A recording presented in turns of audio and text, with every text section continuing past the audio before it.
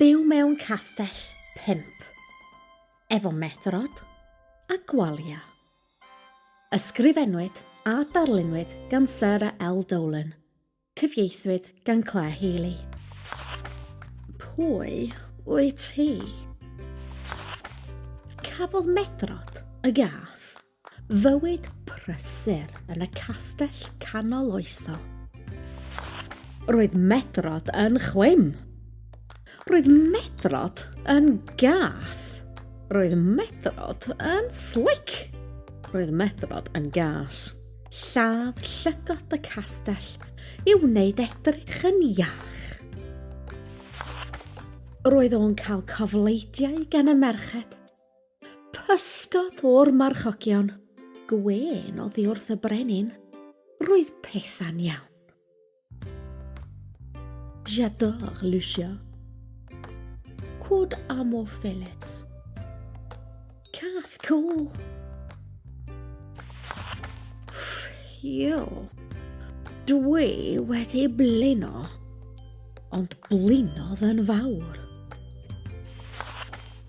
Ac weithiau roedd Medrod yn breuddwydio am ei enw ar long, ei enw ar gastell, ei wyneb ar ddarn arian, ei wyneb ar faner, cath ar darian, cath ar faner, cath mewn stori, cath mewn carreg, amser maith yn ôl,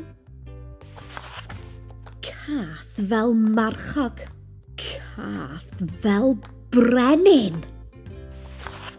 Roedd Gwalia yn rhy brysur yn rhedeg i ffwrdd o Medrod i freuddwydio am unrhyw beth. Gwych, gwych, dyna fi! Doedd Medrod ddim yn gwybod sut i ysgrifennu ei enw. Cath oedd Medrod. Doedd Medrod ddim yn gwybod sut olwg oedd arno. Oedd e'n edrych fel ei gysgod.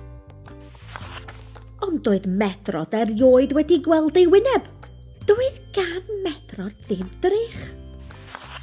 Doedd gan Medrod ddim drych, ond roedd ffos yn y castell.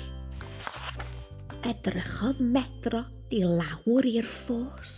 Roedd y ffos fel drych. Edrychodd Medrod i lawr i'r ffos a dydi o ddim yn medru nofio. Efallai y bydd o'n syrthio. Splash! Oops.